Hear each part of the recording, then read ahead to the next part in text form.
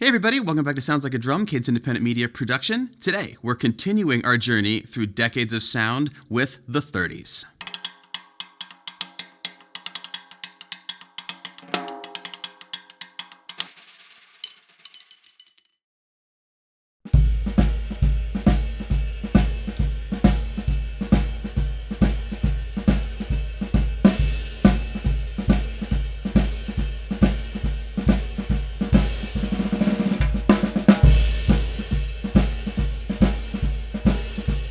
Up front, we're going to say that a lot of innovation happened in the 20s, 30s, and 40s to bring us to a drum set that's essentially what we recognize as the modern drum set today. We don't have time to get into every single one of those things. We'll touch on a couple. But today, we're talking about sound, and specifically big band sound. 30s, big band, Gene Krupa, that kind of thing.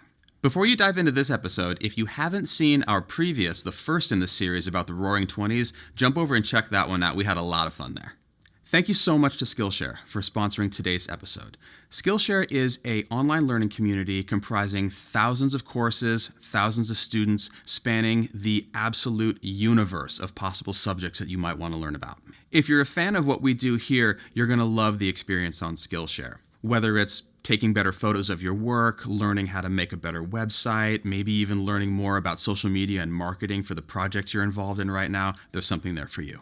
Living as we do in New York and finding things to do indoors because there's not a lot of space, I'm really excited about indoor gardening with Ekta Chowdhury and learning how to get herbs and vegetables going in my apartment where I have a little bit of space, but there's a lot more variables than if I was doing it in a yard. Today we have a special offer for you. The first 1,000 people to click through and join up will get a month free of Skillshare's premium membership that'll gain you access to everything they have to offer. You can learn about every class they have and find something that's really exciting for you. So click through below, follow the link, see everything they have to offer, and thanks again so much to Skillshare for sponsoring our episode today. In front of me today is essentially a modern drum set. These are my GMS drums, 13, 16, 24, and we have a 5.5 by 14 inch solid maple Craviotto snare, which we chose today because Slingerland was one of the biggest names in the 30s, and we owe them a lot in terms of innovation. We're going to talk a little bit about that now. Slingerland brought us a couple of things early on in the development of the drum set. That is the fully tunable tom, which is to say that the top head and the bottom head of the toms and bass drums are all individually tunable. And secondarily, they introduced the solid shell Radio King snare, which a lot of modern solid shells, including Craviottos, are based on.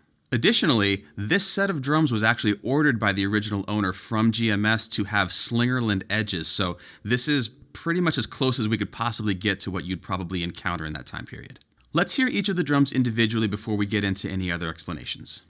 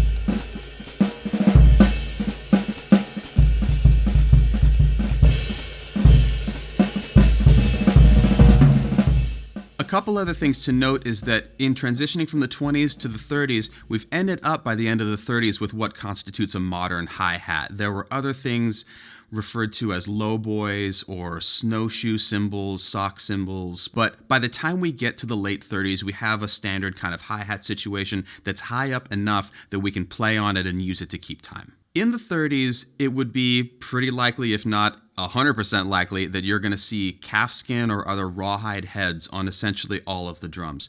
Today, we're using modern heads, but that give us a fairly equivalent sound in terms of projection and tone and things like that. The toms today have coated G12 batters, clear G1s underneath. The bass drum has coated G12s on both sides with felt strips on both and no holes in the drum or any other muffling of any kind. Finally, the snare drum has a 3mm snare side, pretty standard, and we have a calf tone batter on there. Let's hear a little bit more of these drums now.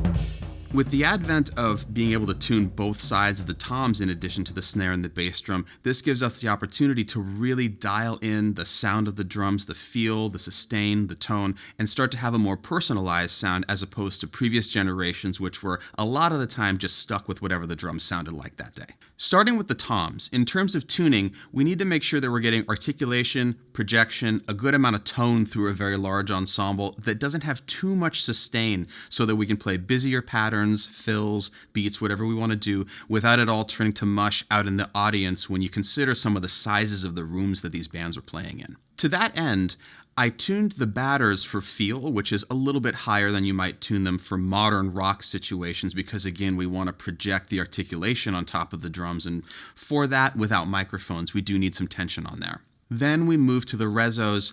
Oftentimes for this sort of situation, I have the Rezzos tuned lower than the batters. It's essentially the same as if you were to do a modern tuning with the higher Rezzo and lower batter, but flip the drum over so that you have the articulation of the tighter head with the same amount of warmth and sustain.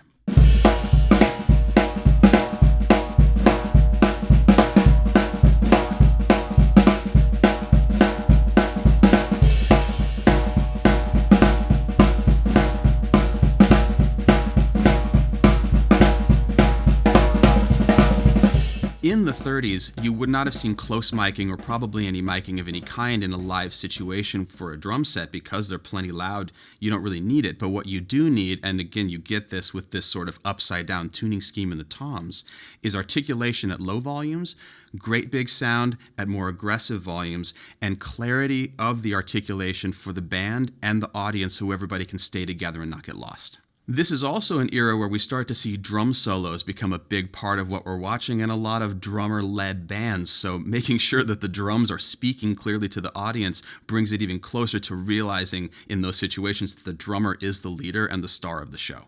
Moving to the bass drum, this is also an era where upright basses are in the band, they're not very loud. We're looking for things to bolster the walking of the bass and give a firmer, fuller low end. And to that end, we have full heads on both sides of the bass drum, tuned again, fairly tight, not super tight, not choked out, still giving a warm, round sound, with the addition of some very gentle muffling. In this era, it might have been a clip-on muffler or something mounted inside of the drum. We went with felt strips today because it offers an equivalent kind of response from the drum. And additionally, in this period, you would probably see a fluffier beater on the bass drum pedal versus something harder or punchier because, again, we're looking for a blend and for coming up from below to support the band with warm low end that isn't necessarily an attacky or punchy sound. This brings the bass drum into the family with the toms and gives it a similar kind of sound and response, fullness and projection, while also bridging the gap to the upright bass and making one sound underneath that can be melodic from the bass and then be bolstered by all of this low end.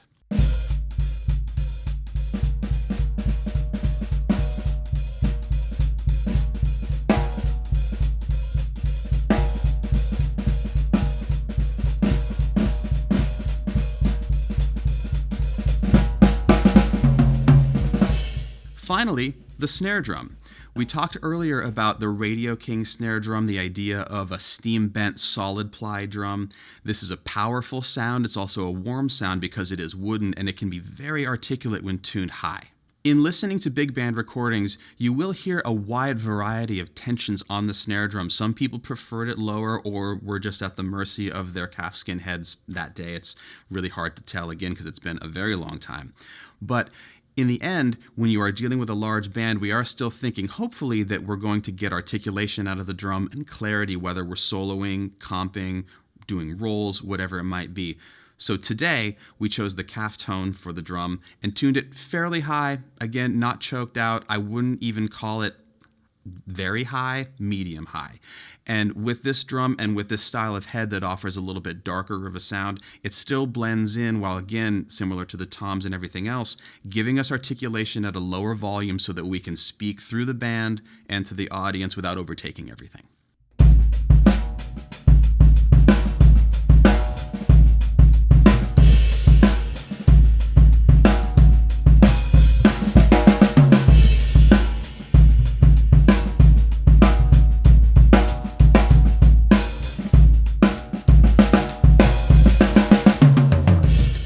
Now for the part that I'm most excited about, the effect that these sounds had on later generations. If we've ever listened to a Led Zeppelin record, or indeed a lot of classic rock from the 60s and 70s, big drums tuned a little bit higher are surprisingly commonplace.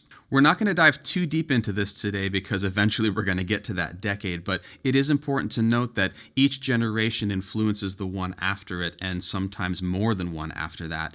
And it's fair to say that Bonham's love of big band and jazz, which is noted, led him to loving these kinds of sounds and choosing to insert them into what at that time was a modern rock situation, and surprised everybody with both his feel and his sound and his use of these sounds, which in that situation projected through the band much differently than the deader, muffled things that we had become used to hearing. It is worth noting that some big band sets, and indeed some of Bonham's sets, were also significantly larger drums even than these. These are the largest drums that we have at our disposal, and they do match traditional sizes that you would have seen in the 30s, but it wouldn't be crazy to see a 26 or a 28-inch bass drum, maybe a 14 up here, two 16s or a 16 and an 18. Things were still developing in this time period and were not as codified as they are now.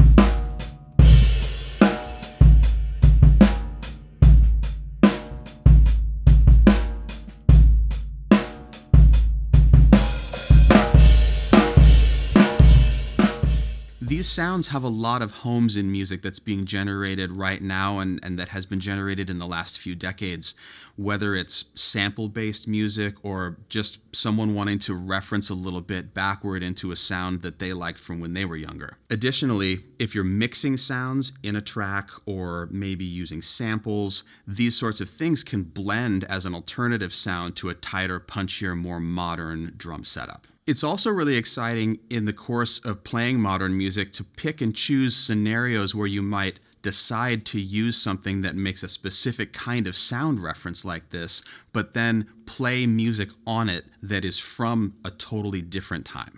Some of my favorite modern studio musicians in particular will swap out a bass drum or swap out the toms or swap out a snare drum just simply to give a different flavor to a beat that, if they were to play it on modern drums with modern tuning, might sound expected or pedestrian or not give as much kind of extra life to the track.